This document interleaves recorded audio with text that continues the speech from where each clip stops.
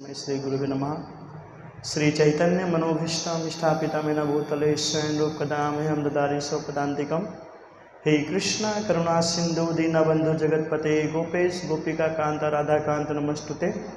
तप्त कांचन गौरांगे श्रीराधे वृंदावनेश्वरी विश्वभानुसुते देवी प्रणमामि हरिप्रिये। वाञ्छाकल्पतरुभ्यश्च कृपा सिन्धुभ्यः च पतितानां पावनेभ्यो वैष्णवेभ्यो नमो नमः। श्री कृष्ण चैतन्य प्रभु नित्यानंद श्री अद्वैत गदाधर श्रीवासादि गौर भक्तवृंद। हरे कृष्णा कृष्णा कृष्णा हरे हरे, हरे राम राम राम हरे हरे। हरे कृष्णा कृष्णा कृष्णा हरे हरे, हरे राम राम राम हरे हरे। हरे कृष्णा कृष्णा कृष्णा हरे हरे, हरे राम राम राम हरे हरे। हरे कृष्णा। तो आप सभी का संडे यूथ क्लास में बहुत बहुत स्वागत है। तो जैसे कि हमारा जो क्लास है, हरे कृष्णा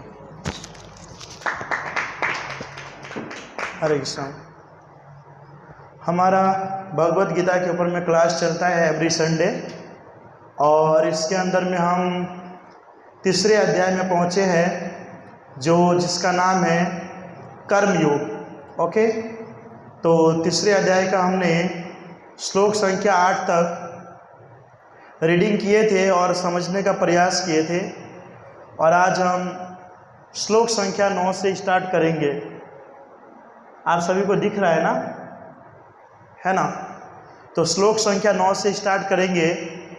तो बहुत ही बढ़िया श्लोक है, तीसरे अध्याय का 9वां नंबर श्लोक, जो है यज्ञ अर्थात अन्यत्र लोकयम कर्मबंधन तदत्र कर्म कौन्तेय मुक्त संगः समाचर। इसके अंदर बहुत बढ़िया बताया गया है कि श्री विष्णु के लिए यज्ञ रूप में कर्म करना चाहिए, अन्यथा कर्म के द्वारा इस भौतिक जगत में बंधन उत्पन्न होता है। अतः हे कुंती पुत्र, उनकी प्रसन्नता के लिए अपने नियत कर्म करो, इस तरह तुम बंधन से सदा मुक्त रहोगे। तो इस अध्याय का नाम ही कर्म योग है। तो जितने भी श्लोक है वो सभी श्लोक जो है ज़्यादातर कर्म के आधारित है, और कर्म के बारे में हमने कई बार क्लास के अंदर में डिस्कशन किए कि कर्म किसे कहते हैं, है कि नहीं? कोई बता सकता है कर्म किसे कहते हैं?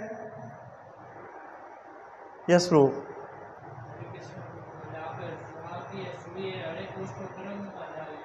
हमारी दैनिक दिनचर्या को कर्म कहा जाता है। हमारा खाना पीना सोना जागना, जो भी एक्टिविटी हम इस संसार के अंदर में करते हैं उसको कर्म कहा जाता है। और कर्म के 3 प्रकार भी है कि नहीं? कर्म, अकर्म और विकर्म, ये 3 प्रकार है कर्म के। इसके अंदर में अगर आप अच्छे कर्म करते हैं तो स्वर्ग लोक को जाते हैं, और अगर बुरे कर्म करते हैं तो हम नरक लोक के जाते हैं। लेकिन जो कृष्ण भक्त होते हैं वो ना अच्छे कर्म करते हैं ना बुरे कर्म करते हैं। उनका जो कर्म है वो कर्म बंधन से एकदम मुक्त होता है, उनको कोई कर्म फल लगता नहीं है। ऐसा नहीं है कि कृष्ण भक्ति में आने के बाद अगर वो कर्म कर रहा है तो उसको स्वर्ग में जाना पड़ेगा या नरक में जाना पड़ेगा, ये बिल्कुल भी नहीं है। जो कृष्ण भक्त होता है वो कृष्ण भक्ति साधना अगर करता है तो ऑटोमेटिक कर्म बंधन से वो मुक्त हो जाता है, वो भी कर्म बंधन में कभी भी फंसता नहीं है। लेकिन यहाँ पर बताया गया है कि वो कर्म कैसा होना चाहिए? श्री विष्णु के लिए। वो कर्म कैसा होना चाहिए? भगवान के लिए। जब कोई व्यक्ति भगवान के लिए कर्म करता है तो वो व्यक्ति कर्म बंधन से मुक्त हो जाता है। लेकिन इस संसार के अंदर में रह करके हम कृष्ण के लिए, विष्णु के लिए कर्म ना करके, कर्म मैंने आपको बता दिया जो हमारी दिनचर्या है कि नहीं? भगवान के लिए कर्म ना करके अगर व्यक्ति अपने लिए कर्म करता है तो वो उसका सुख दुख का कारण बनता है और नरक और स्वर्ग का वो कारण बनता है। इसलिए कभी भी व्यक्ति को अपने लिए कर्म नहीं करना चाहिए। क्यों? क्योंकि अपने लिए किया गया कर्म वो बंधन का कारण बनता है, और अगर हम उस बंधन में पड़ते हैं तो वापस से हमको 84 लाख योनि के अंदर में घूमना पड़ता है कि नहीं? क्योंकि अगर इस संसार के अंदर में कोई व्यक्ति सोचेगा कि मैं कर्म बंधन में ना फंसूं और मैं एकदम अच्छा कर्म करूंगा, बढ़िया कर्म करूंगा, तो कितना भी अच्छा कर्म अगर करता है तो वो कहाँ जाएगा? स्वर्ग को जाएगा, स्वर्ग को। और भगवत गीता में ऐसा बताया जाता है कि जो व्यक्ति स्वर्ग में जाता है तो और जैसे उसका कर्म जो है खत्म हो जाता है, जो अच्छे कर्म किया रहता है उसका फल अगर खत्म हो जाता है तो वापस से वो इस भौतिक संसार के अंदर में गिर जाता है, वापस से इस भौतिक संसार के अंदर में आकर के गिर जाता है। तो अच्छे कर्म करने का भी कोई मतलब नहीं है। और अगर बुरा कर्म तो हमको करना नहीं पड़ता, हो ही जाता है। इस संसार के अंदर में 99% का अगर लोगों का कर्म अगर हम देखेंगे तो 99% लोग हैं जो बुरे कर्म में लगे हुए हैं, है कि नहीं? जब से वो जन्म लेता है उसके बाद 8 साल 10 साल की आयु के बाद अपनी कार्यकलाप चालू कर देता है। अभी तो 3 साल के बच्चे भी अपने कर्म को लेकर के कार्य करना चालू कर देता है। और हमारा यंग जनरेशन है, उनकी तो बात ही क्या किया जाए। हम ऐसे ऐसे कार्य करके बैठते हैं या ऐसे ऐसे कार्य करते हैं जो ऑटोमेटिक हम कर्म बंधन के अंदर फंस जाते हैं। हमको ये चीज़ का पता नहीं चलता। हमको क्या लगता है कि हम इंजॉयमेंट कर रहे हैं, हम आनंद कर रहे हैं। हम कभी भी कोई कार्य करते हैं ना तो हमको कभी भी नहीं लगता है कि हम गलत कार्य कर रहे हैं। हमको क्या लगता है कि हम अच्छे ही कार्य कर रहे हैं। एक चोर जब चोरी करने के लिए जाता है तो कभी सोचता है कि मैं खराब काम कर रहा हूँ? वो नहीं सोचेगा, वो बोलेगा मैं बहुत बढ़िया ही काम करता हूँ। जो व्यक्ति हमेशा किसी को दुखी देख करके सुखी होता है वो व्यक्ति 50 लोगों को दुखी करेगा, पर कभी भी उसको लगेगा कि मैं बुरा कर्म कर रहा हूँ? नहीं लगेगा। वैसा ही सिचुएशन हमारा है। हम इस भौतिक संसार के अंदर में रह करके इससे इतने बंध चुके हैं ना, इस संसार से, कि हमको लगता है कि हमारा जो कुछ जीवन है वो सब यहीं पर है, जो कुछ है हमारा यहीं पर है। लेकिन रियलिटी में हमारा यहाँ पर कुछ है ही नहीं। हमारा यहाँ पर कुछ, हम बार बार इस चीज को सुनते हैं, समझते हैं, लेकिन क्या करते हैं कि आगे जाकर के बाहर निकाल देते हैं, चीज को बाहर निकाल देते हैं और इसके ऊपर में कभी भी हम विचार नहीं करते हैं। आप विचार कीजिए कितनी सारी योनि है, कुत्ता, बिल्ली, गधा, ये सब योनि के अंदर में कौन जाता है? हम सभी जाते हैं ना, हम सभी जाते हैं। अब देखिए राजा भरत कितने बड़े साधु थे, कितने बड़े संत थे, लेकिन फिर भी मरते समय हिरण से आसक्त हो गए थे। किससे? हिरण से आसक्त हुए थे और अगले जन्म में वो हिरण बन गए। हमारी अगर सिचुएशन देखा जाता है तो हम तो किसी भी वस्तु से तुरंत अट्रैक्ट हो जाते हैं, किसी भी वस्तु से तुरंत आसक्त हो जाते हैं। आजकल देखिए लोग जो है घर के अंदर में कुत्ते ला करके रखते हैं, है ना? कुत्ते बिल्ली सब लेकर के रखते हैं। और वो भी मैंने सुना कितने सारे अलग अलग कुत्ते का नाम भी होता है और बहुत कुछ की, मतलब ये कुत्ता यहाँ का, ये कुत्ता वहाँ का, ये फॉरेन का है, अब पता नहीं, जो भी है उन सबको पाल करके रखता है। उसका मल मूत्र साफ करेगा, उसको खाना खिलाएगा, कब उसको सोना है कब जागना है। मतलब इंसान अपने से ज्यादा जो है कुत्ते का ध्यान रखने लगा है। और भक्त लोग के भी घर में हम जाते हैं तो कुत्ता बिल्ली को पाल करके रखते हैं और उसकी सेवा करते हैं। तो प्रभुपाद महाराज जी यही कहते हैं कि जो व्यक्ति कुत्ते की सेवा करता है वो अगले जन्म में खुद कुत्ता बनता है, वो खुद कुत्ता बनता है। हम इस भौतिक संसार से अगर आसक्त ना भी ना हो ना, लेकिन फिर भी हमारे कार्यकलाप ऐसे होते हैं कि ऑटोमेटिक कुछ ऐसी वस्तु होती है जिससे हम आसक्त हो जाते हैं। यहां पर तो लास्ट समय में सिर्फ हिरण का स्मरण करने मात्र से अगला जन्म उसको हिरण मिल गया। लेकिन आप अगर बैठ करके विचार करेंगे, हम संसार में कितने सारे लोगों, कितनी सारी वस्तु से आसक्त है जो मरते समय तक हमारी इच्छा पूर्ण नहीं होती है, मरते समय तक उसका चिंतन चलता रहता है। तो आप विचार कीजिए, क्या अगले जन्म में हम भगवान की प्राप्ति करेंगे? अगले जन्म में मनुष्य बनेंगे? नहीं बनेंगे, नहीं प्राप्ति कर सकते जब तक इस भौतिक बंधन से हम मुक्त नहीं होते हैं। संसार के अंदर में लोगों को देखते हैं सिर्फ 4 ही वस्तु करते हैं, आहार, निद्रा और भय मैथुन, बस 4 चीज। इसके अंदर में आनंद मस्त रहते हैं, एकदम मजा करते हैं। सो लेंगे एकदम बढ़िया से, बोलेंगे प्रभु जी बहुत आनंद आ गया, अच्छा अच्छा खा लेंगे, और भोग विलास कर लेंगे, बस इंद्रिय की तृप्ति हो गई, हो गया हमारा मनुष्य जीवन सक्सेस।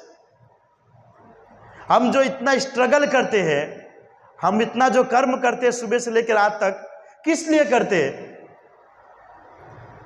यही चीज के लिए करते हैं ना, आहार, निद्रा और भोग करने के लिए, इसी के लिए करते हैं। और दूसरा उपदेश तो नहीं, ऐसा तो नहीं है कि कृष्ण ने हमको यहां पर भेजा है, कृष्ण ने कहा कि आप सुबह से लेकर के रात तक जॉब कीजिए, पैसा कमाइए और मजे कीजिए, ये तो हमको नहीं कहा। हम क्या करें? अपने लिए कार्य करते हैं, अपने लिए ये कार्य करते हैं, और सुबह से लेकर के रात तक वही कर्म करते रहते हैं, और लास्ट में जाकर के उसी के चक्कर में फंस करके हम अपने जीवन को बर्बाद कर देते हैं। अब मकड़ी देखे, मकड़ी क्या करता है? मकड़ी क्या फेंकता है? वो जाला बनाता है, जाल बनाता है, और जाल बनाते बनाते बनाते बनाते इतना सारा बना देता है कि उस जाल के अंदर में वो खुद ही फंस जाता है, वो खुद ही फंस जाता है और उसके अंदर में खत्म हो जाता है।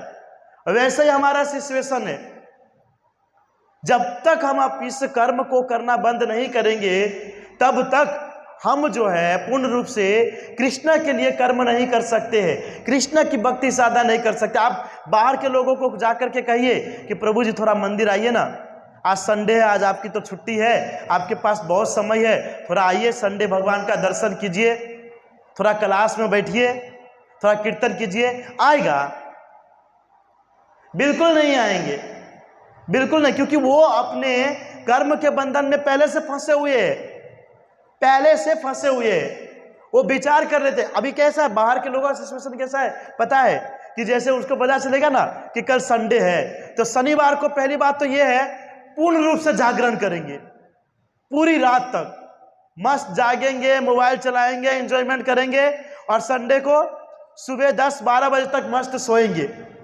ओके, उसके बाद उठेंगे और फिर बाइक लेकर के निकल जाएंगे, दोस्तों के साथ घूमेंगे फिरेंगे, मूवी देखेंगे, और रात को 12 बजे तक पूर्ण रूप से एंजॉयमेंट करके वापस आएंगे, सो जाएंगे, और सोमवार से गधा मजदूरी चालू। ये उनका जो है नियत कर्म है। कौन सा कर्म है? नियत कर्म है, कंटिन्यू यही शेड्यूल को बना करके रखता है। तो ऐसा व्यक्ति को अगर हम कहेंगे कि आप कृष्ण के लिए कर्म कीजिए, जहां पर यहां बताया गया है कि श्री विष्णु के लिए हमको कर्म करना चाहिए, तो करेगा? वो करेगा? बिल्कुल नहीं करेगा। उनका पहले से ही शेड्यूल बना करके रखा है भौतिक कर्म करने के लिए, तो भगवान के लिए कर्म वो क्या करेगा? और ऐसे ही लोग जो खाना पीना सोना एंजॉयमेंट में लगे रहते हैं, ऐसे ही लोग जो है भौतिक जगत के अंदर में भौतिक कर्म बंधन में फंसता है, ऐसे ही लोग, और जो कभी बाहर नहीं निकल पाता है और बार बार दुखी होगा, बार बार दुखी होगा, बहुत उसके जीवन के अंदर में दुख आएगा, लेकिन कभी भी ये उसके बाहर नहीं निकल पाएगा। वो हिरण को देखे, हिरण के नाभि के अंदर में कस्तूरी रहता है, पता है? हिरण जो था उसके नाभि के अंदर में कस्तूरी रहता है, लेकिन हिरण को उसका स्मेल आता है, पर वो जीवन भर ढूंढता रहता है कि स्मेल कहां से आ रहा है, लेकिन उसको नहीं पता कि उसके नाभि के अंदर में वो कस्तूरी है।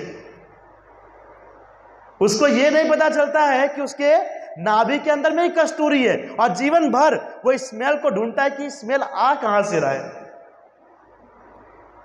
वैसे ही भौतिक संसार के लोगों का है, जीवन भर दुख भोगते रहते हैं, स्ट्रगल करते रहते हैं, इरिटेट होते हैं, फ्रस्ट्रेट होते हैं, लेकिन उसका उपाय वो निकाल नहीं पाते हैं,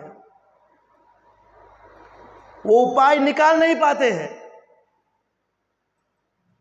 और इसी के लिए हमेशा दुख को ही अपना जीवन समझ करके सोच लेते हैं कि भगवान जो है हमारे जीवन के अंदर में दुख ही दिए हैं, तो हम इस दुख को एक्सेप्ट करते हैं और अपना जीवन यापन करते हैं। अरे कोई भी माता पिता अपने संतान को दुखी देख सकता है? कोई माता पिता देख सकता है अपने संतान को दुखी? अरे इस संसार के अंदर में अगर उनका पुत्र चोर भी होगा ना तो भी अपने माता पिता के लिए लाडला ही होगा। कोई माता पिता अपने संतान को दुखी नहीं देख सकता। फिर भगवान श्री कृष्ण तो पितामहस्य जग तो माता दाता पूरे संसार के माता पिता है, पूरे ब्रह्मांड के, और हम सब उनके संतान है। वो हमको कभी दुखी देख सकते हैं? कभी नहीं देख सकते, कभी भी नहीं। व्यक्ति अपने कार्य के हिसाब से सुख और दुख को भोगता है, समझ गए ना? अपने कार्य के हिसाब से। अब रियल में फील करेंगे कि जब हम अपना कर्म कृष्ण के लिए करते हैं तो कितना आनंद आता है। आज संडे है, बहुत सारे लोगों का छुट्टी होता है, सभी के सभी जो है यहाँ पर भक्त आते हैं, पूरे दिन कृष्ण भक्ति साधना में निकालते हैं। कितना आनंद आता है कि नहीं आता है?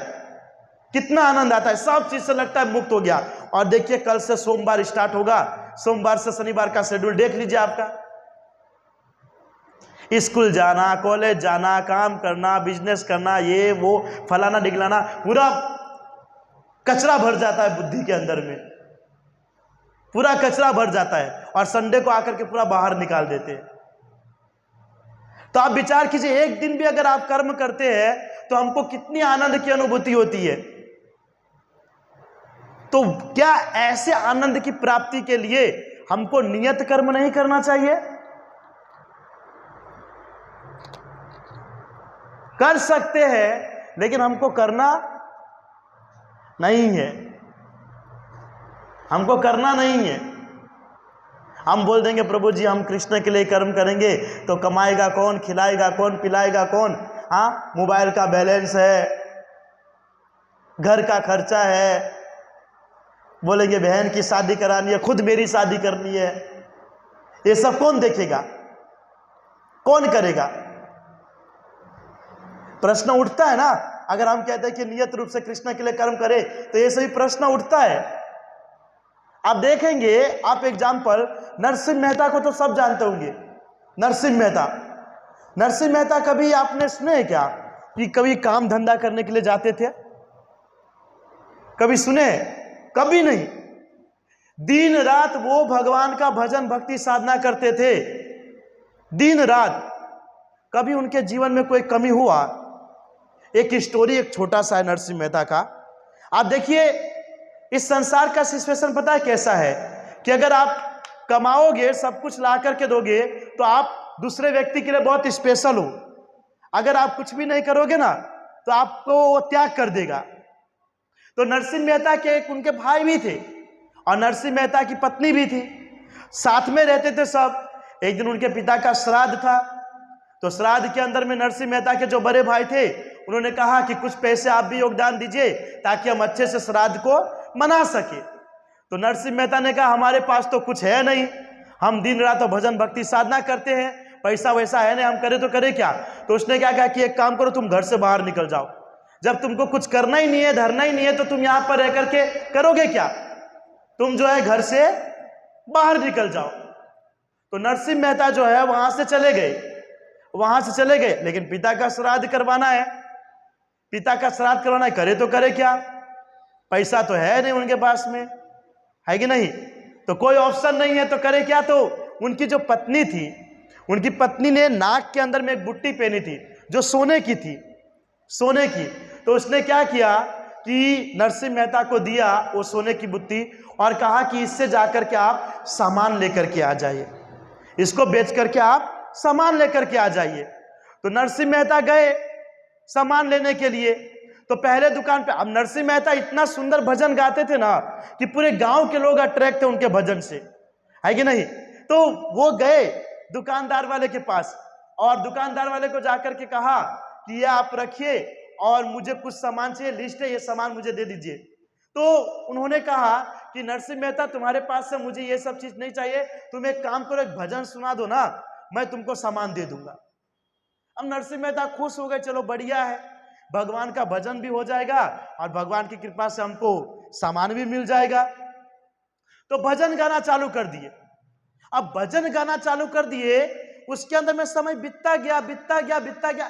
सुबह से लेकर के शाम हो गई, सुबह से लेकर के शाम हो गया और उनको पता ही नहीं कि पिताजी का श्राद्ध का समय होते जा रहा है, उसको पता ही नहीं, और उधर उसकी पत्नी वेट कर रही है और एकदम समय पूर्ण रूप से हो चुका, उनको भजन के अंदर में इतना लीन हो गया। देखिए प्रभु, रियल में जो भक्त होते हैं ना, भक्त, हाँ, वो भक्त जब भगवान की भजन भक्ति साधना करना स्टार्ट करता है, नवदा भक्ति, हाँ, तो उसके अंदर में वो कभी समय नहीं देखता है कितना समय हुआ। जब सुखदेव गोस्वामी क्लास दे रहे थे, भागवत सुना रहे थे राजा परीक्षित को, तो 2 दिन 2 रात बीत गई। सुखदेव गोस्वामी राजा परीक्षित को बोलते हैं कि अरे जाकर के थोड़ा खा लीजिए, थोड़ा पी लीजिए। बोलता आप कंटिन्यू सुनाइए, आप जो कथा सुना रहे हो ना, वही मेरा खाना और पीना है, मुझे अलग से कुछ खाना पीना नहीं है। और नरसिंह मेहता एकदम भजन में लीन, और इधर ये बेचारे, उनके जो पत्नी है, वो बहुत फिक्र करने लगी कि कब आएंगे, क्या होगा क्या होगा। तो भगवान ऊपर से देखे कि अरे उसकी पत्नी वहां पर वेट कर रही है और ये यहां पर भजन में लीन हो गया, मुझे ही कुछ करना पड़ेगा। तो आप विचार कीजिए, भगवान स्वयं जो है भक्त का स्वरूप लेकर के यहां आए, स्वयं नरसिंह मेहता का स्वरूप लेकर के यहां पर आए और अपनी पत्नी को, नारद मुनि को और भी 2-3 देवी देवता को लेकर के आया, सर्वेंट बना करके, सर्वेंट बना करके लेकर के आए और यहां पर आकर के सब कुछ बनाया, सब काम किया और सबको खिलाया पिलाया। और बताए, जितने भी लोग, जितने भी ब्राह्मण आए थे ना, उन सबको जो है सोने के थाली में खिलाए। जहां नरसिंह मेहता के पास 1 रुपया नहीं था चावल लाने के लिए, घी लाने के लिए, वो सोने की थाली में सभी लोग खाए, सोने के गिलास में। और खाने के बाद जो है कहा कि ये सब आप लोग लेकर के चले जाइए, जो सोने की थाली, सोने की जो गिलास है, वो आप लेकर के चले जाइए। और सभी ब्राह्मण, सभी लोग बहुत प्रसन्न हुए। और फिर जो है, जो भगवान नरसिंह मेहता बन करके आए थे, वो नरसिंह मेहता की जो पत्नी थी, उनको कहा मुझे थोड़ा काम है, मैं जा करके आता हूं। और वो गए और कुछ समय के बाद वापस से अंतर्धान हो गई। और फिर नरसिंह मेहता को पता चला कि अरे भजन गाते गाते तो कितना समय निकल गया, मुझे जल्दी जाना पड़ेगा घर पे। और घर पे आए तो बोला अरे मुझे माफ कर दो, बहुत लेट हो गया, मैं भजन में लीन हो गया। अरे क्या माफ कर दो, आपने तो पूरा विधि विधान बढ़िया से कर दिए। तो नरसिंह मेहता विचार करने लगे, मैं तो वहां पर था, तो किया किसने?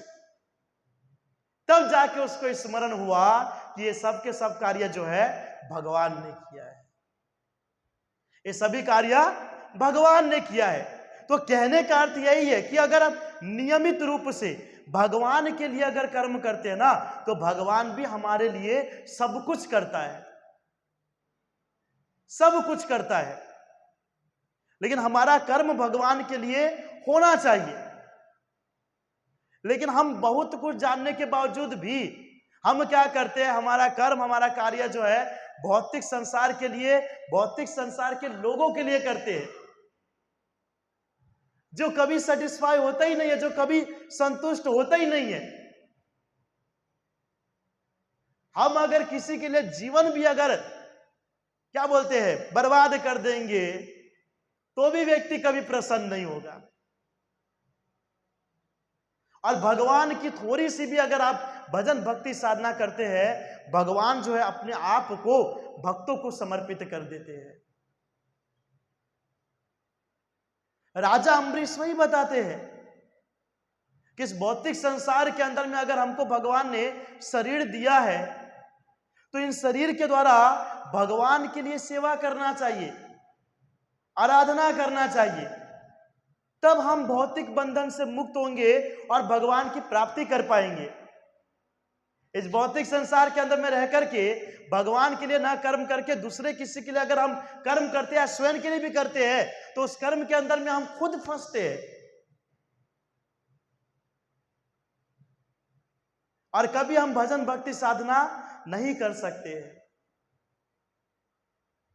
ये जो भौतिक संसार है ना प्रभु जी, इतना गहरा है ना, इतना गहरा है, कोई व्यक्ति अगर उसके अंदर में चला जाए ना, तो वापस बाहर नहीं निकल सकता है। नदी तालाब में गिरा हुआ व्यक्ति को वापस बाहर निकाल सकते, लेकिन भौतिक संसार के इस महासागर के अंदर में कोई व्यक्ति गिरता है ना, तो वापस कभी बाहर नहीं निकलता है। ये तो कृष्ण की कृपा है हमारे ऊपर, जो हमको इस भौतिक संसार के महासागर से बाहर निकाल करके हमको सही मार्ग बताए हैं। ये तो आज कितने सारे लोग इस संसार के अंदर में, हाँ, भौतिक भोग भोग रहे हैं, दुख पा रहे हैं, तकलीफ पा रहे हैं, लेकिन फिर भी उसी के अंदर में एकदम आनंद की अनुभूति कर रहे हैं। इसीलिए हम सभी को चाहिए कि हमारा जो भी कर्म है वो श्री कृष्ण के लिए होना चाहिए। यहां पर भगवान अर्जुन को कह रहे कि हे कुंती पुत्र, उनकी प्रसन्नता के लिए अपने नियत कर्म करो, इस तरह तुम बंधन से सदा मुक्त रहोगे। भगवान स्वयं अर्जुन को कह रहे कि अगर हम भगवान की प्रसन्नता के लिए अगर अपने कर्म करेंगे तो हम हमेशा से इस भौतिक संसार से मुक्त हो जाएंगे।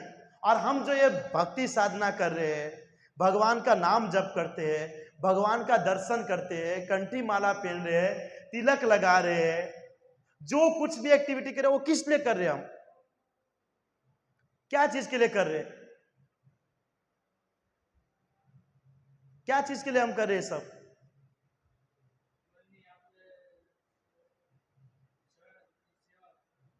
भगवान के चरणों की सेवा करने के लिए। और किस लिए हम? क्या इस्कॉन के डिवोटी ने कहा प्रभु जी हमने उदाहरण कर लिया?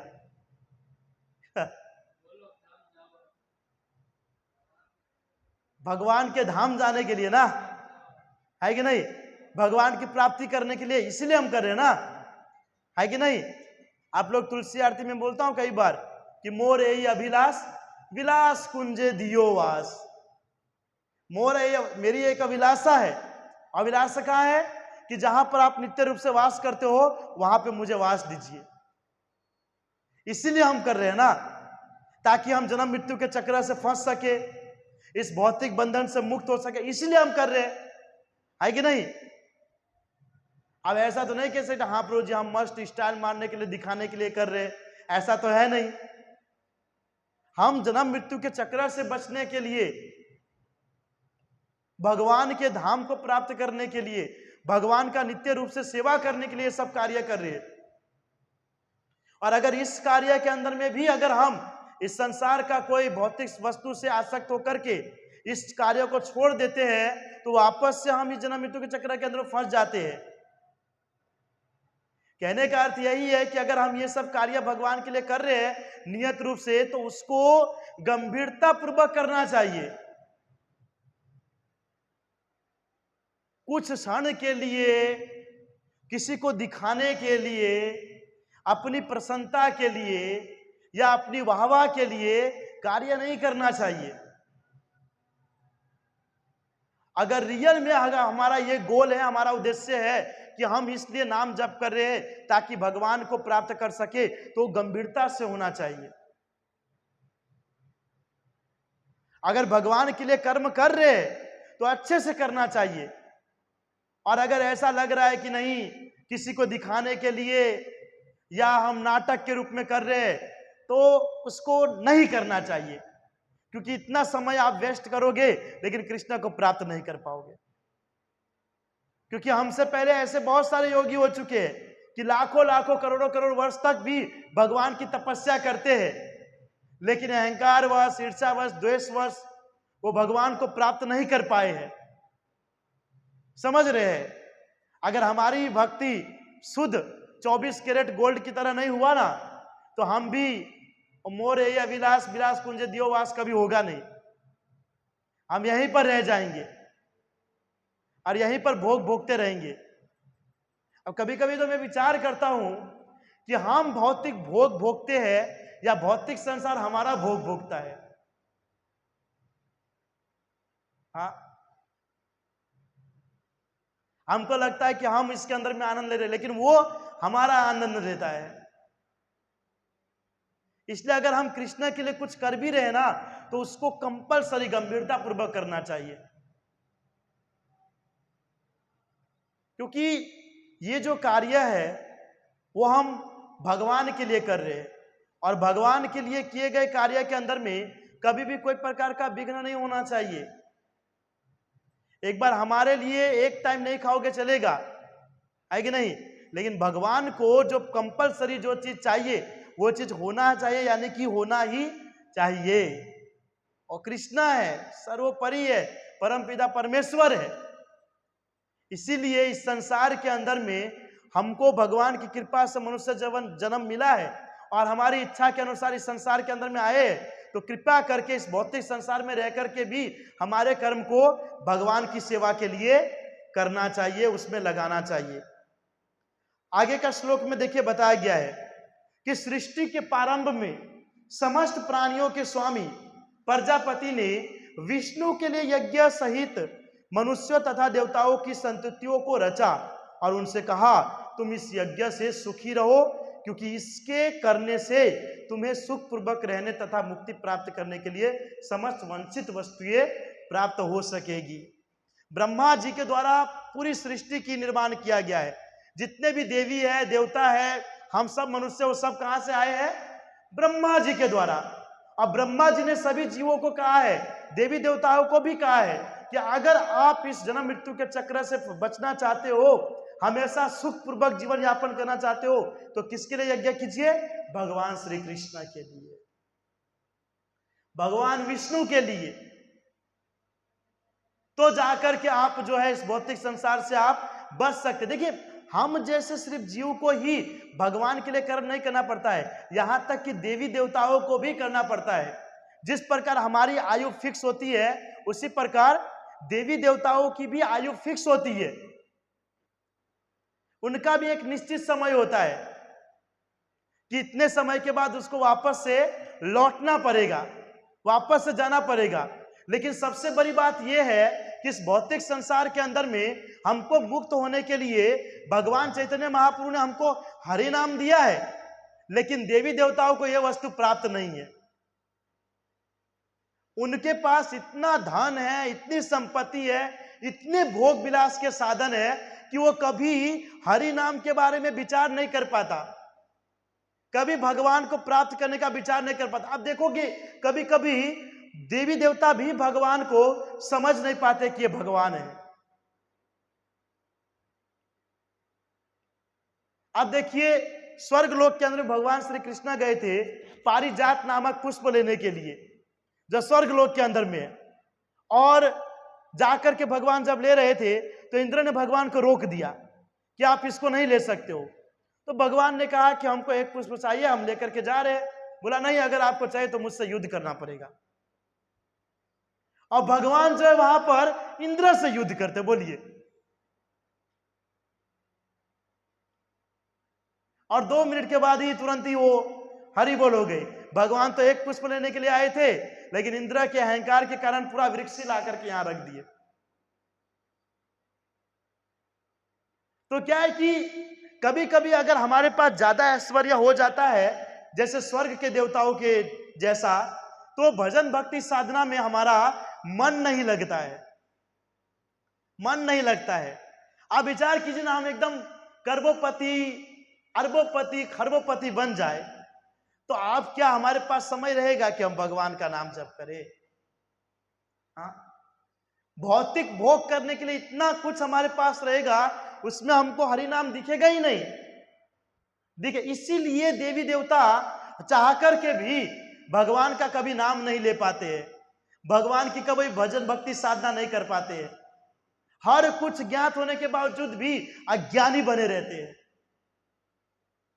अज्ञानी बने रहते हैं। उन लोग के पास कोई प्रकार की सुविधा नहीं है, तो भी वो भगवान की भक्ति साधना करने के लिए तरसते रहते हैं, भगवान की प्राप्ति के लिए। और हमारे पास सब कुछ साधन होने के बावजूद भी हम उस साधन का सही उपयोग नहीं करते। हाँ? हमारे पास सब कुछ है।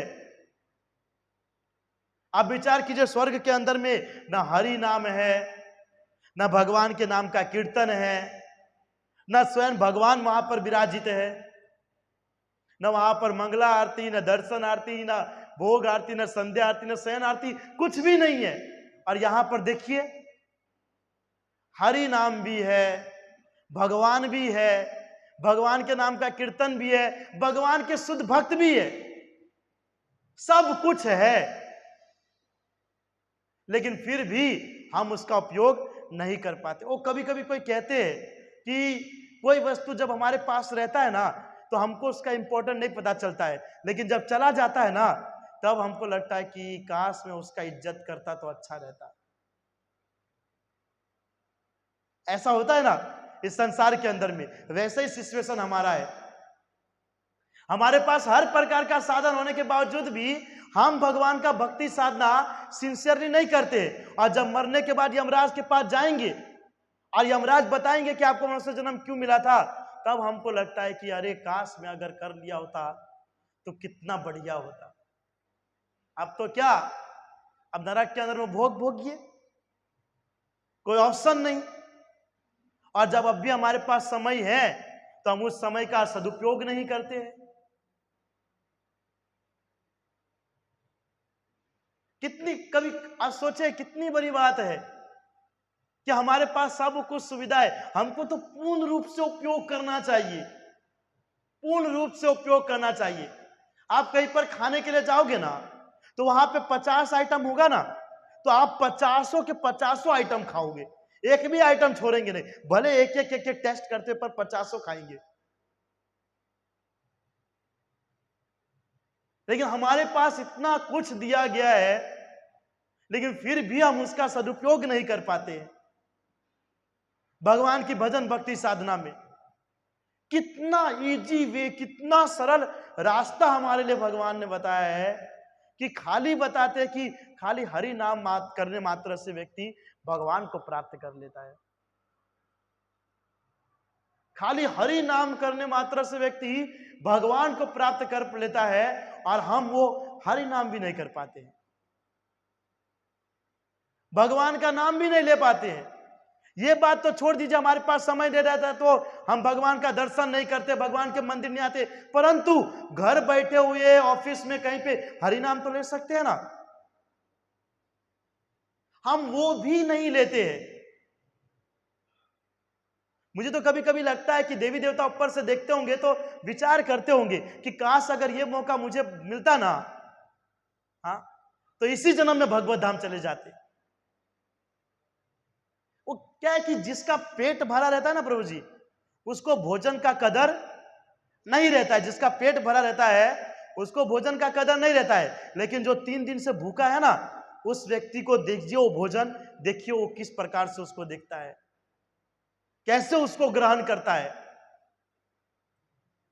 हमारा ऐसा सिचुएशन है कि हाँ इतना कुछ तो है मेरे पास, ठीक है चल रहा है ना, हो जाएगा। लेकिन जिसके पास नहीं है, आप उनसे भी पूछिए कि क्या सिचुएशन होता है। जो नाम लेना चाहते, बहुत सारे ऐसे भक्त होते, बहुत सारे ऐसे यूथ होते हैं जो भगवान का नाम लेना चाहता है, भगवान का दर्शन करना चाहता है, भगवान का मंदिर आना चाहता है, लेकिन उनके पेरेंट्स उसको नहीं आने देते हैं, न उनको चैंटिंग करने देते हैं। वो बेचारे से पूछिए कि उनका कितना मन होता है भगवान का चैंटिंग करने का, भगवान का मंदिर आने का। हमारे पास सब कुछ ऑप्शन होने के बावजूद भी हम वो सब चीज के अंदर में ध्यान नहीं देते हैं। इतनी सारी सुविधा होने के बावजूद भी आप विचार कीजिए, अगर इस सुविधा का अगर हमने अभी उपयोग नहीं किया, तो जी नेक्स्ट जन्म हमारा क्या होगा, किसने देखा है? नेक्स्ट जन्म हमारा क्या होगा, कहां जाएंगे, क्या बनेंगे, क्या करेंगे? क्या पता कुत्ता बने, गधा बने, पूरे दिन भौंकते रहेंगे, पूरे दिन काम करते रहेंगे, बोझते बोझते बोझते। हाँ, कभी विचार किए हैं?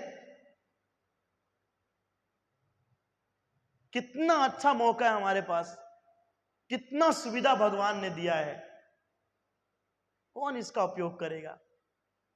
अब भगवान भी सोचेंगे कि अब क्या करें, अब खुद को यहां पर ला दे क्या? इतना कुछ हमारे पास होने के बावजूद भी हमारी मति भगवान की भक्ति में, भगवान के चरणों में नहीं लगता है,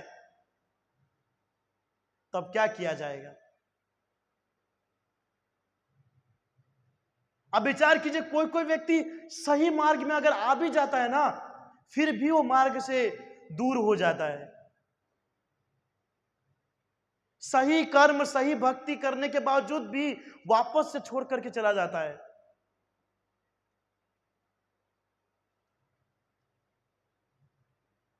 क्या होगा सिचुएशन? हमारे आचार्य सब बहुत बढ़िया बताते हैं कि मनुष्य जीवन बहुत दुर्लभ से हमको मिला है। अगर इसका सही उपयोग ना किया जाए ना तो बहुत कुछ हो सकता है जो हम कभी विचार नहीं किए।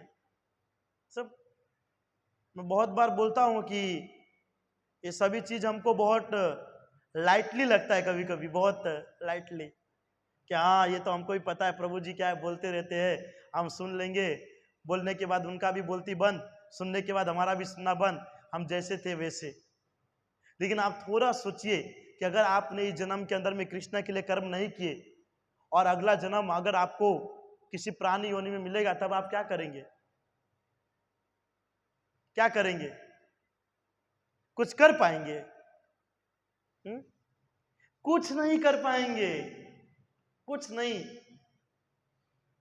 फिर वो चक्र के अंदर में घूमते रहेंगे, घूमते रहेंगे, घूमते रहेंगे।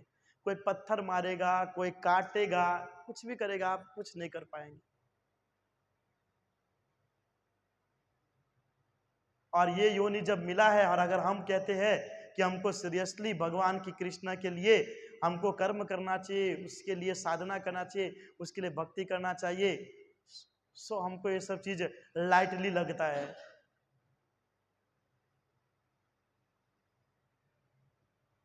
इसीलिए कभी कभी भक्त भी जब भक्ति करता है ना, तो कभी कभी आनंद की अनुभूति उसको नहीं होता है, क्योंकि उनका ऐसा ही रहता है, आधा भक्ति रहता है और आधा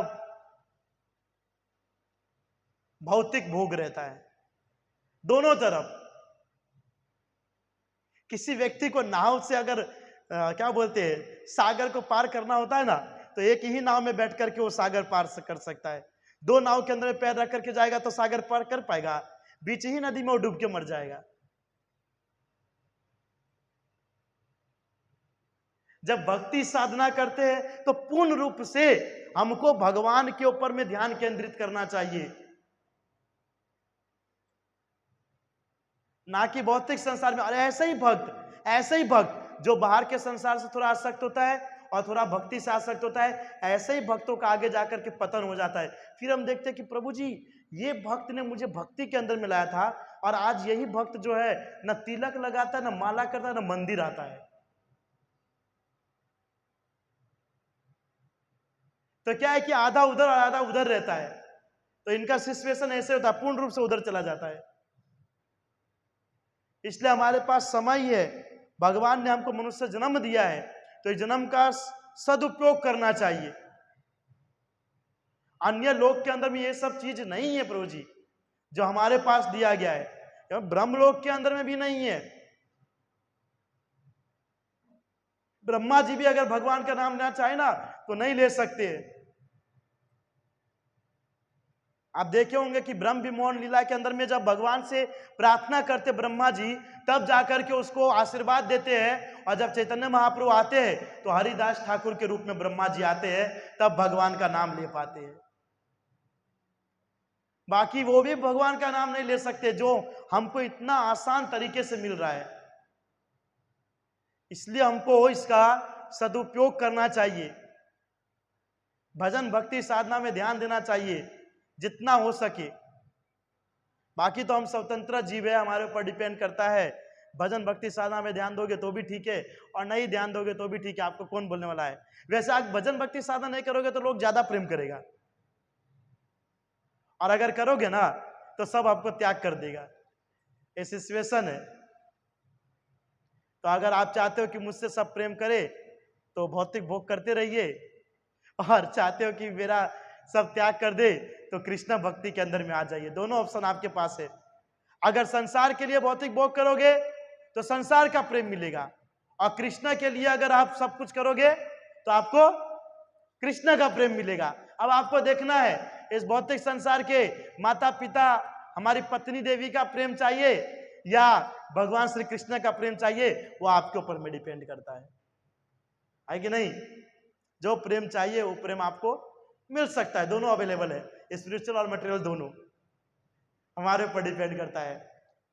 तो यहां पर यही बताया गया है कि प्रत्येक व्यक्ति को चाहिए कि कृष्ण के लिए कर्म करे।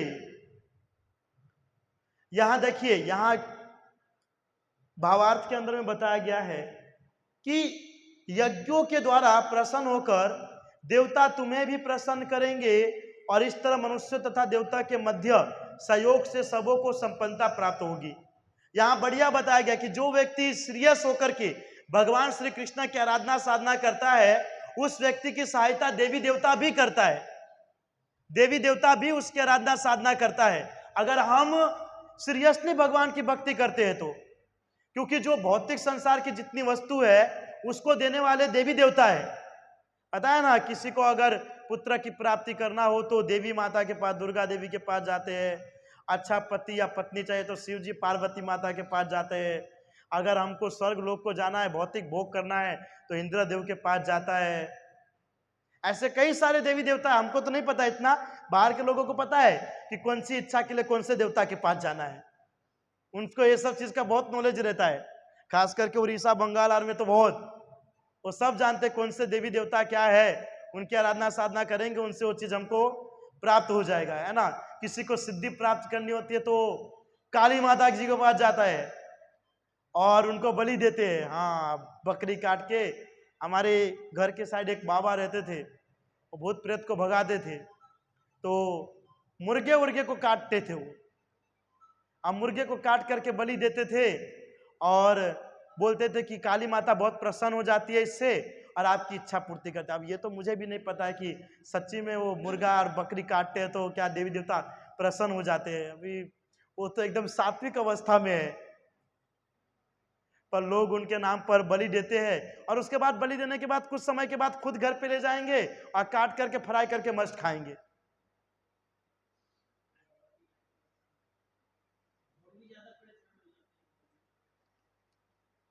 तो अनेकों लोग हैं इस संसार के अंदर में जिनको पता है कि अपनी इच्छा की पूर्ति करना है तो कौन से देवी देवताओं का मुझे आराधना साधना करना पड़ेगा, है ना। बहुत सारे लोग करते 16 सोमवार करेंगे, कोई शनिवार का उपवास करते हैं, कोई मंगलवार का उपवास करते हैं, सब अलग अलग अलग अलग उपवास करते हैं। पूछेंगे क्यों, तो आपको बता देंगे क्यों करते हैं। बोलते हैं 11 गुरुवार कीजिए तो साईं बाबा की कृपा से आपके जीवन के अंदर में चमत्कार होगा और आप सुख की प्राप्ति करेंगे, पुत्र की प्राप्ति करेंगे। 11 सोमवार कीजिए, आपका जो कार्य नहीं हो रहा है वो कार्य हो जाएगा। आजकल तो बहुत बड़े बड़े कथाकार लोग भी कहते हैं, जो शिव जी के कथा करते हैं और अन्य देवी देवताओं का, वो बोलते हैं कि आप आज शिवरात्रि है, आज ये फेस्टिवल है, आप वहां पर ये चढ़ाइए, वो चढ़ाइए, ये डालिए, वो डालिए, इतना कुमकुम डालिए, इतना नारियल डालिए, तो आपकी ये प्राप्ति हो जाएगी। ऐसा करने से ये मिलेगा, ऐसा करने से ये मिलेगा, ऐसा करने से ये मिलेगा। अब बेचारा पहले से तो इतना सारा भोग कर रहा है, वो लोग बोल देते और भौतिक भोग में लिप्त हो जाते हैं। अहिया थी पार थतु नथी ने बीजा ओवर थी जाए, और हम लोग वही चीज ढूंढते ही है कि कहां से मिले। कुछ भी होता है तो हम ऐसे ही बाबा और चमत्कारी बाबा के पास जाते हैं कि कई मार्ग बताओ, हाँ आवी रीते करो, आम करो, तेम करो, 11 सोमवार करो, नारियल चढ़ाओ, पानी डालो, तुम्हारी इच्छा पूर्ण रही जैसे। हाँ, लेकिन अगर कोई व्यक्ति भगवान की भक्ति साधना करता है ना प्रभु जी, तो देवी देवता ऑटोमेटिक उसको सब कुछ दे देते हैं, क्योंकि देवी देवता भी भगवान के आदेश के अनुसार चलते हैं, है कि नहीं। जैसे हम सब अपने माता पिता के बताए अनुसार चलते हैं, उसी प्रकार देवी देवता भगवान के बताए अनुसार चलते हैं। तो अगर हम भगवान की भक्ति साधना करते हैं तो देवी देवताओं के द्वारा हमको सब कुछ ऑटोमेटिक प्राप्त हो जाता है, ऑटोमेटिक प्राप्त हो जाता है। क्योंकि कभी कभी देवी देवता भी अगर ये सोचते हैं कि अगर ये शुद्ध भक्त अगर इसकी इच्छा पूर्ति करेंगे तो क्या पता भगवान खुश होकर के इसके साथ मेरा भी उद्धार कर दे। क्योंकि मैंने कहा ना, देवता लोग के अंदर में भगवान का भजन भक्ति साधना है नहीं, लेकिन अगर शुद्ध भक्ति की भक्तों की अगर इच्छा पूर्ति करते तो कभी कभी भगवान उसके साथ उसका भी उद्धार कर देते हैं। इसलिए हम सभी को सिर्फ कृष्ण की भक्ति साधना करना है, हर प्रकार की सुख सुविधा हमको ऑटोमेटिक मिल जाएगा, ऑटोमेटिक प्राप्त हो जाएगा।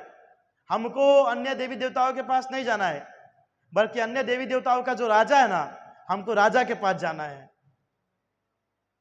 बाकी जो अन्य देवी देवताओं के पास जा रहा है उनको जाने देना चाहिए। हम राजा के पास जाएंगे तो ऑटोमेटिक हर चीज की प्राप्ति हो जाएंगे। वैसे जो भगवान की भक्ति साधना करते हैं वो कभी ये नहीं सोचता है कि हाँ मेरा कुछ प्रकार की इच्छा है इसलिए मैं भजन भक्ति साधना करता हूं।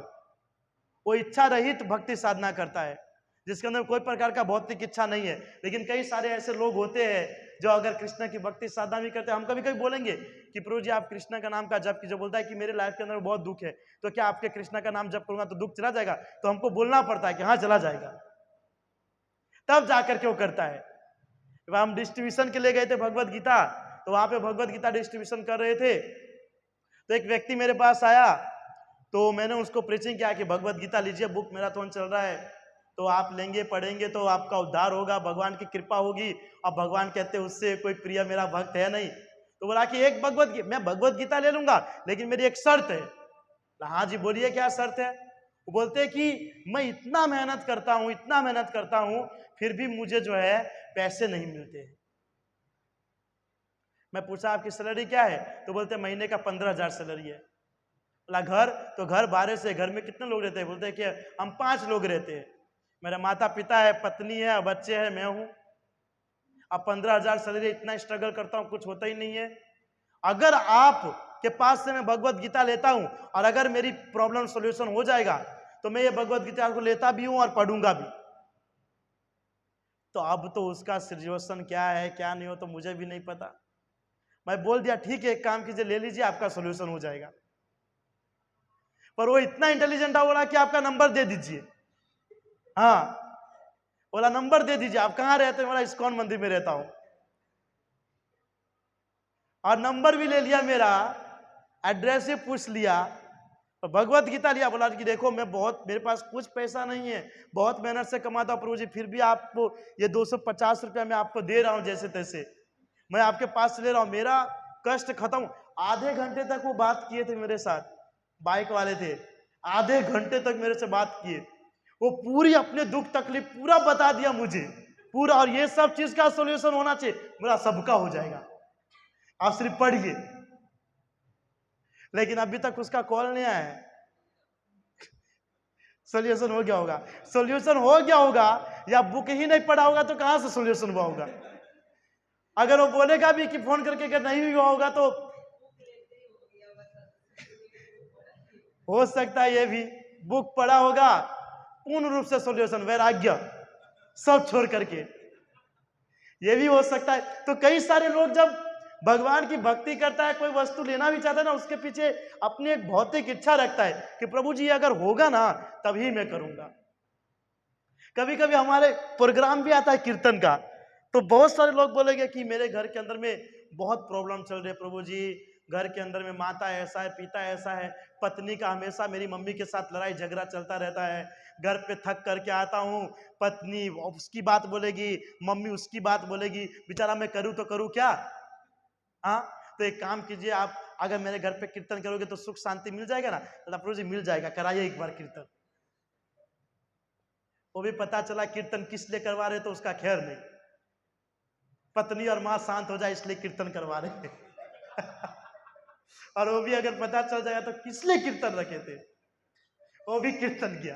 तो बहुत सारे ऐसे अनेक लोग होते हैं जो अपनी भौतिक इच्छा की पूर्ति के लिए, है ना, भगवान के भक्ति का यूज करते, लेकिन एक तरीके से ठीक भी है, कम से कम कर तो रहे ना। भगवत गीता के 7वें अध्याय के अंदर में बताया गया है कि चतुर्विद्या भजन्ते माम जना सुकृतिनो अर्जुन आर्थो जिज्ञासु आर्थी थी ज्ञानी च भरत ऋषभ। इस संसार के अंदर में 4 प्रकार के व्यक्ति होते हैं जो भगवान का भक्ति साधना करते हैं। एक तो जिसको पैसा कमाना होता है, जो एकदम दुखी व्यक्ति होता है, एक जिज्ञासु व्यक्ति होता है और एक प्रेमी व्यक्ति होता है। ये 4 प्रकार के व्यक्ति कोई भी तरीके से अगर हम भगवान की भजन भक्ति साधना में जाते हैं ना, तो भगवान क्या करता है, वो चीज को भुला करके हमको पूर्ण रूप से भक्ति में ले लेते हैं। आपको पता है ध्रुव महाराज जो गए थे भगवान का तपस्या करने के लिए, किस लिए गए थे पता है? किस लिए गए थे वो?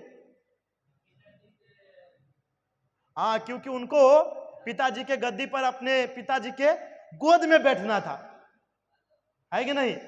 तो राजा बनना था, वो जो भी है कि नहीं, उनको पिताजी के गोद में बैठना था, इसीलिए वो गए थे ध्रुव महाराज भगवान का तपस्या करने के लिए। और तपस्या किए, भगवान को प्राप्त भी किए। और जब भगवान आए और भगवान ने उनसे पूछा कि बताओ तुम्हारी क्या इच्छा है, तो बोलते हैं भगवान आप मिल गए, अब उसके अलावा कोई दूसरा कोई प्रकार का इच्छा नहीं है। बल्कि कौन सी इच्छा से गए थे कि मुझे गद्दी मिले भगवान और पिताजी के गोद में बैठूं, इसके लिए गए थे भगवान का तपस्या करने। लेकिन जब भगवान की प्राप्ति हुई तो क्या कह रहे हैं कि मेरे पास कोई प्रकार की इच्छा नहीं है, जब आप मुझे मिल गए हो तो और कोई चीज की जरूरत नहीं है। तो ये सेम कंडीशन है कि कोई व्यक्ति किसी भी जरिए भगवान के भक्ति में आए, लेकिन भगवान क्या करता है, उसके भौतिक वस्तु को भुलवा देता है, भुलवा देता है। जैसे कोई कहता है ना कि अगर कोई व्यक्ति भगवान के भक्ति के अंदर प्रवेश करता है, एक भी कदम रखता है ना, तो इससे साल भर पहले नहीं, एक महीने पहले नहीं, हाँ एक घंटे पहले नहीं, एक मिनट, एक सेकेंड पहले भी जितना गलत काम किया ना, वो सबसे वो मुक्त हो जाता है। खाली कृष्ण के भक्ति में एक कदम भी रखता है तो एक सेकेंड पहले भी उसने जो पाप किया है वो सब के सब नष्ट हो जाता है। तो भगवान के भक्ति के अंदर में कोई किसी भी उद्देश्य से आए, अपना घना बड़ा भक्त होए, ये टाइम जो ही नहीं आए कि क्या टाइम प्रसाद ना छे, वो प्रसाद के टाइम पे ही भगवान को दर्शन करने के लिए आते हैं, है कि नहीं। यहाँ पे बहुत बार होता है, बड़ा बड़ा फेस्टिवल होता है, जन्माष्टमी, गौर पूर्णिमा होता है, कभी आचार्य का आविर्भाव तिरुभाव तिथि होता है, तो जब सब कुछ होता रहता है, पुष्पांजलि होगा, अभिषेक होगा, तब नहीं दिखा न प्रसाद के टाइम पर बाप रे बाप लाखों लोगों भेगा थी जाए। तो कहने का अर्थ है किसी का कोई प्रकार का आसक्ति हो, जो भी हो, लेकिन भगवान के भक्ति में आ रहा है, ये बहुत बड़ी बात है कि नहीं। क्या है कि भगवान उसको इतनी कृपा करते हैं ना कि भौतिक वस्तु को भूल जाते हैं और पूर्ण रूप से भगवान के शरणागत हो जाते हैं। इसीलिए जो भगवान के शुद्ध भक्ति साधना करने का प्रयास करते हैं ना, तो भगवान क्या करते हैं कि उसकी भौतिक इच्छा को खत्म कर देते हैं, और अगर रहता भी है तो देवी देवता उसकी इच्छा को पूर्ति कर देते हैं। आप देखोगे कि जब हम भगवान के भक्ति के अंदर में जब से आए ना, तब से हमको कोई भी वस्तु का ज्यादा हमको फर्क नहीं पड़ता है। घर में झगड़ा होगा तो भी ज्यादा फर्क नहीं पड़ेगा, पैसा कम मिलेगा तो भी फर्क नहीं पड़ेगा, किसी को मार दिया काट दिया तो भी कोई फर्क नहीं पड़ेगा। हम तो हरे कृष्णा कृष्ण कृष्ण हरे हरे, हरे राम राम राम हरे हरे, बस कोई फर्क नहीं पड़ता। आप देखे फील किए होंगे, इतना ज्यादा नहीं। मम्मी पापा बोलते रहेगा, कोई काम धंधा करता नहीं, मंदिर जाता है, आप लोग बाइक में अंदर चाबी नहीं खा, स्टार्ट करेंगे किक मारी ने हालो इस्कॉन मंदिर, कोई हमको फर्क नहीं पड़ता है। ये सब क्यों? ये सब कृष्ण करवाते हैं, कृष्ण करवाते हैं। क्यों? क्योंकि वो हमको एक्सेप्ट करना चाहते हैं, वो हमको एक्सेप्ट करना चाहते हैं, इसीलिए सब चीज को हमारा त्याग करवा देते हैं भगवान भौतिक वस्तु का। भगवान कहते भी है कि जो मेरा पूर्ण रूप से भक्ति साधना करना चाहता है ना, पहला तो क्या होता है कि उसके घर के अंदर में जितनी संपत्ति है ना, उस संपत्ति को खत्म करवा देते हैं, पूरा संपत्ति को खत्म करवा देते। दूसरा, घर के अंदर में लड़ाई झगड़ा करवा देते हैं। तीसरा, जो 2 टाइम का खाना पीना रहता है ना, वो भी बंद करवा देते हैं। अब बेचारा रहेगा अकेला, करेगा क्या, ना इधर का ना उधर का, तो लास्ट में राधा दामोदर के पास आते हैं, और उनका नियम है। कभी कभी होता है ना, टेढ़े व्यक्ति को सीधे करने के लिए कुछ कुछ करना पड़ता है, तो भगवान हमको यहां तक लाने के लिए ये सब खेल करते हैं, और भगवान अपने पास बुला ही लेते हैं। इसलिए भक्तों को जो है सिर्फ कृष्ण के लिए कर्म, कृष्ण के लिए यज्ञ, कृष्ण के लिए भक्ति करना चाहिए। बाकी उसकी जो भी भौतिक इच्छा है ना, देवी देवता के द्वारा ऑटोमेटिक पूर्ण हो जाता है। और अगर भगवान देखते भक्ति के ऊपर में आगे बढ़ते जा रहा है, तो वो इच्छा को भी भगवान खत्म कर देता है। हमारी भौतिक इच्छा को और खाली जो है कृष्ण ही खत्म कर सकते हैं, और कोई भी नहीं, कोई भी नहीं।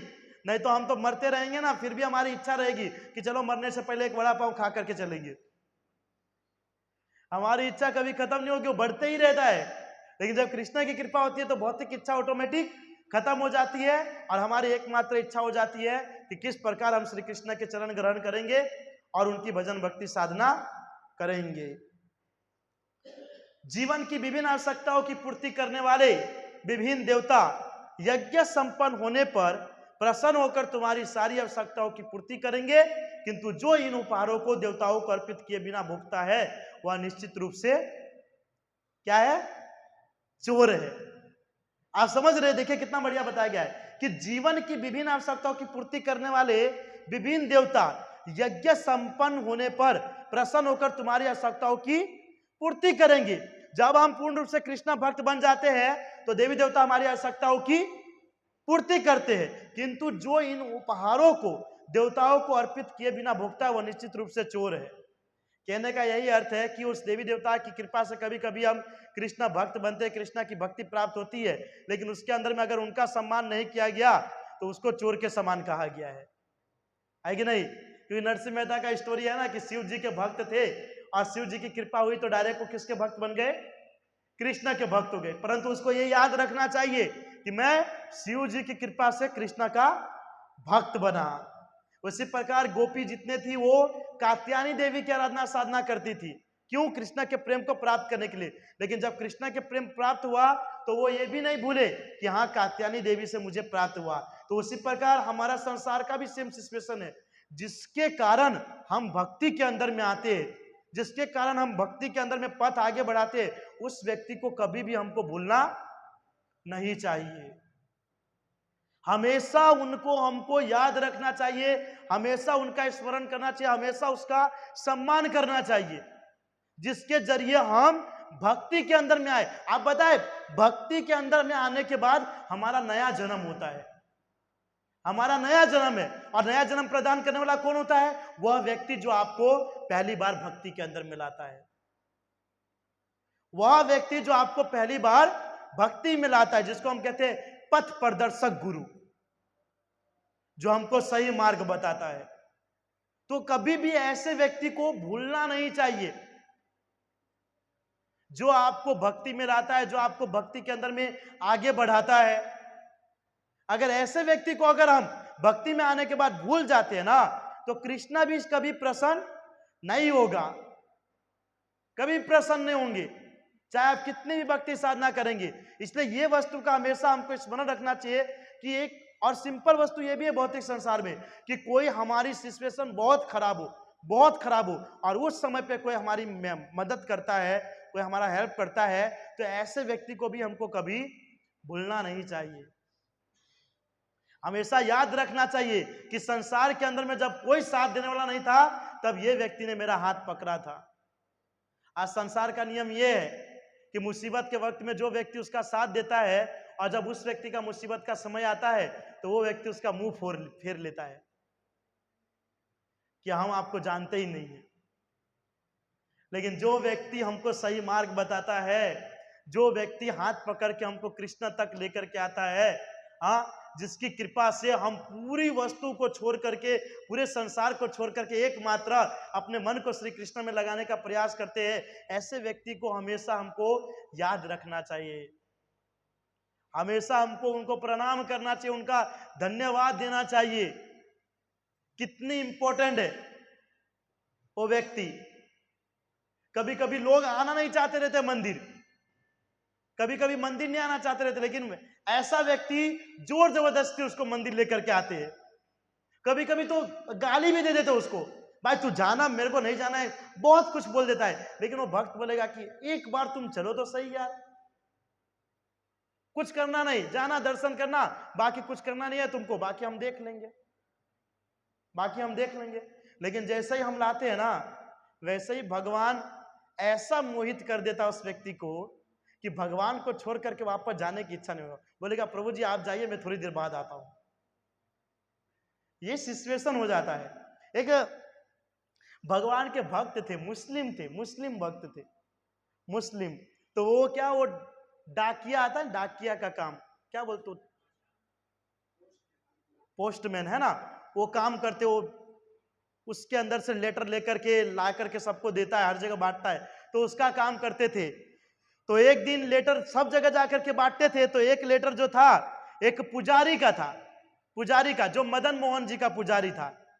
तो वो लेटर लेकर के गया। अब वो मुस्लिम है पर डाकिया है, तो हर जगह तो जाना ही पड़ेगा। तो लेटर लेकर के गया, तो पुजारी के पास जाना था, बीच में वॉचमैन मिला, वो देखा मुस्लिम है, बोला तुम अंदर क्यों जा रहे हो?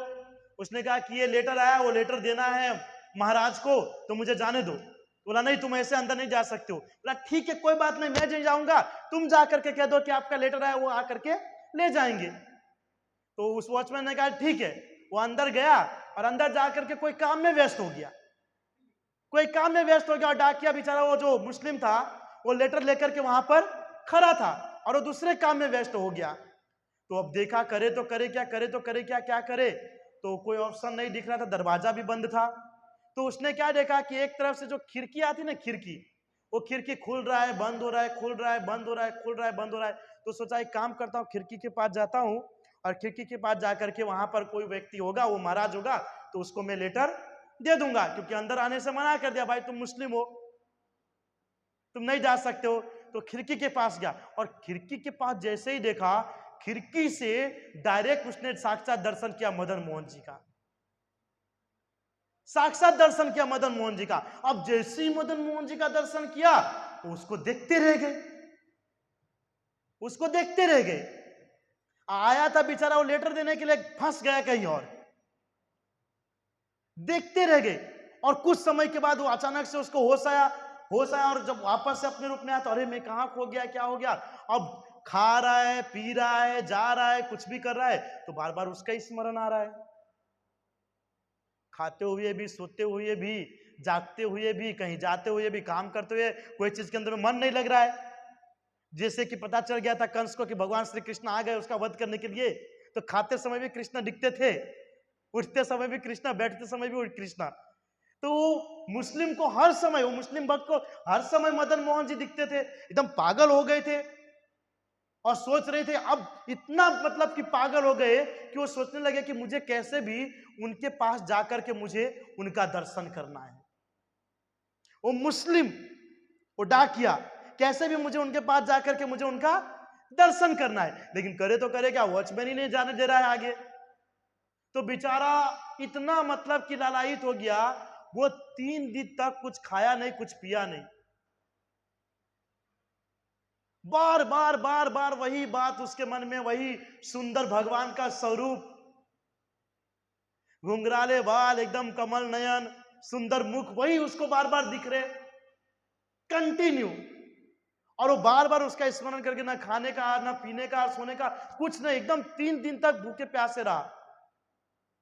लेकिन क्या है कि भगवान तो अपने भक्तों की बात को समझ जाते हैं, है कि नहीं। हम एक बार कोई इस संसार के अंदर में लोगों से भेदभाव कर सकते हैं, लेकिन भगवान सम्मोहम सर्वभूतेषु, भगवान सबके लिए समान है। भगवान ने क्या किया, एक छोटा बालक का स्वरूप लिया, छोटा बालक का स्वरूप लिया, और बालक का स्वरूप लेकर के गया उसके पास, और उसके दरवाजे पे जाकर के दरवाजा नॉक किया। दरवाजा नॉक किया तो देखा एक छोटा बच्चा है और सोने के थाली के अंदर में कुछ प्रसाद लेकर के आया है। तो वो प्रसाद लेकर के उसको कहता है कि आप जो है इस प्रसाद को लीजिए और इसको ग्रहण कीजिए। अब वो डाकिया जो मुस्लिम था, उस बच्चे को देखा तो बच्चा इतना सुंदर था कि मदन मोहन जी को भूल करके अब उसको स्मरण करना चालू कर दिया। अब मदन मोहन जी को भूल गया, अब बच्चे का स्मरण चालू हो रहा है।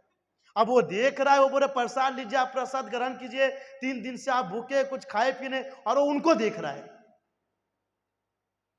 वो उनको देख, अब कुछ समझ नहीं आ रहा है, करे तो करे क्या।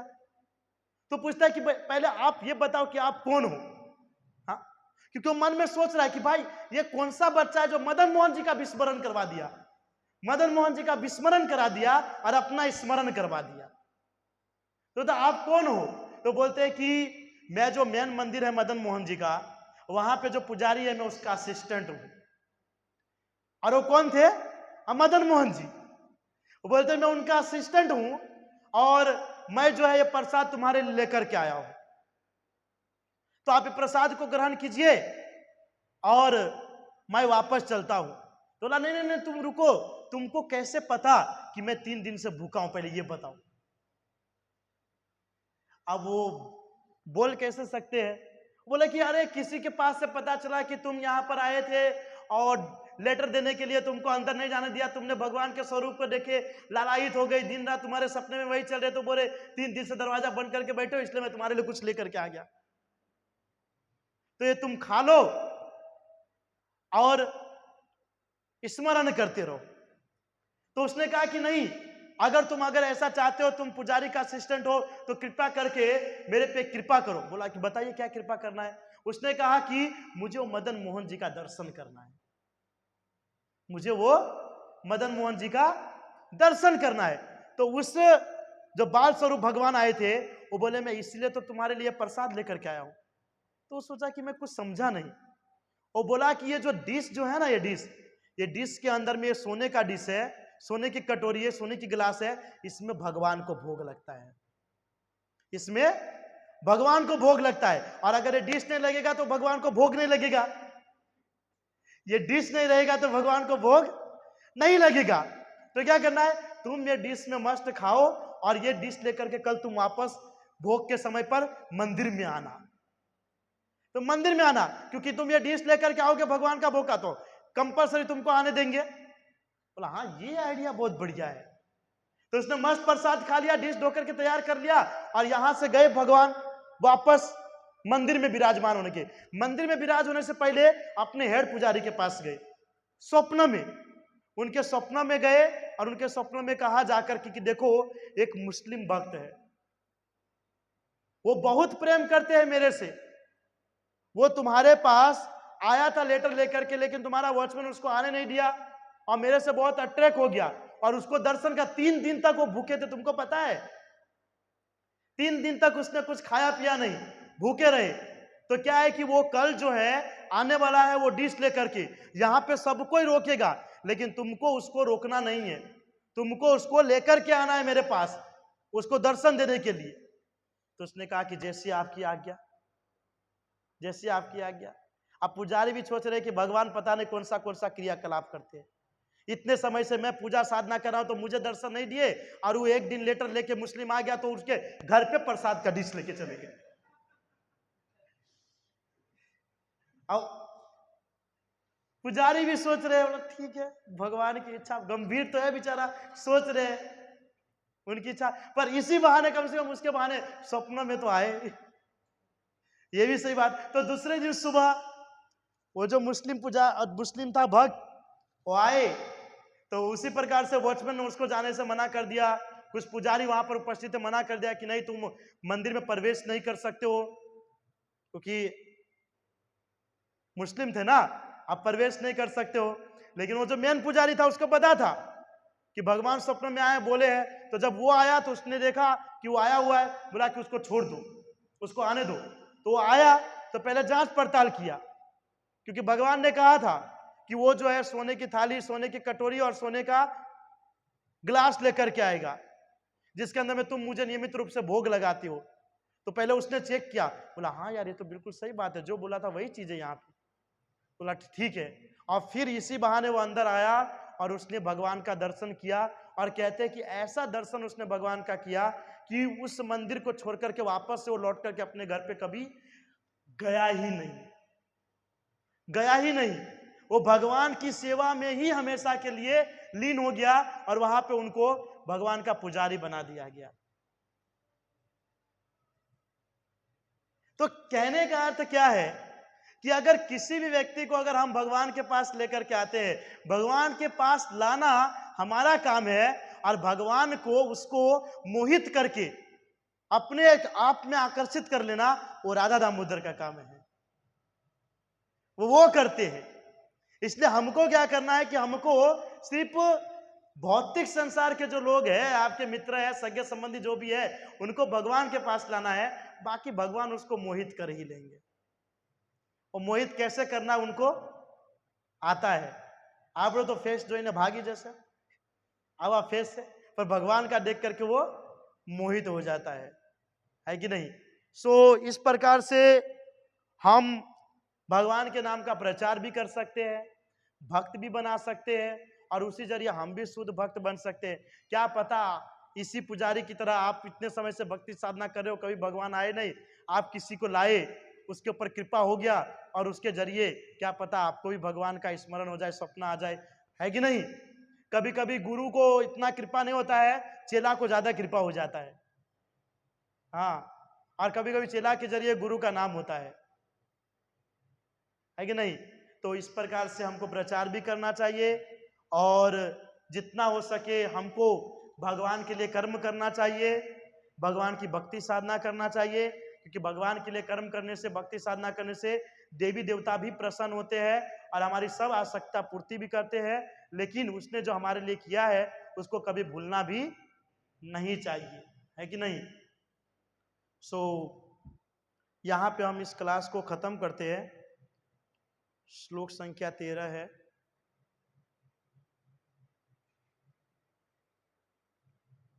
अच्छा, बहुत सारी पॉइंट है। सो नेक्स्ट संडे इस कुछ इंपॉर्टेंट पॉइंट के ऊपर में डिस्कशन करेंगे, श्लोक संख्या 13 का अध्ययन करेंगे। तब तक के लिए इस क्लास को विराम करते हैं। किसी का कोई प्रश्न है तो प्रश्न कर सकते हैं। ओके, सो किसी का कोई प्रश्न नहीं। Yes bro. નિષ્કામ કર્મ એટલે નિષ્કામ અર્થનું નિષ્કામ કર્મનો અર્થ એ જ છે જે કર્મની અંદર કોઈ પ્રકારનું આપણું ઈચ્છા ન હોય, इच्छा न हो। क्योंकि कर्म भी जो है, वैसे तो कहते हैं कर्म 3 प्रकार के होते हैं, लेकिन भगवत गीता के अंदर में कर्म के 2 प्रकार भी कहा गया है, एक निष्काम कर्म और एक सकाम कर्म। सकाम कर्म ऐसा कर्म जिसके अंदर में, जैसे मैंने कहा ना कि हाँ मेरा दुख चला जाएगा, पैसा आना चालू हो जाएगा, तो वो सकाम कर्म। और निष्काम कर्म यानी ऐसा कर्म जिसके अंदर में हमको सिर्फ कृष्ण की भक्ति करना है, कृष्ण की साधना करना है, पर उसके बदले में कृष्ण से हमको कुछ लेना नहीं है, वो निष्काम कर्म। और सकाम कर्म यानी कृष्ण के पास जाएंगे, भक्ति करेंगे, 11 रुपया चढ़ाएंगे, थोड़ा सैलरी बढ़वा दीजिएगा, ये सकाम कर्म। ठीक है, तो हमको निष्काम कर्म करना है, ना कि सकाम कर्म। ओके, ठीक है। तो आप सबका बहुत बहुत धन्यवाद। हरे कृष्णा। जगत गुरु स्वरूपाद की निताय गौर प्रेमानंदे। सो अभी आरती होगा, आरती के बाद आप सभी के लिए प्रसाद की व्यवस्था है।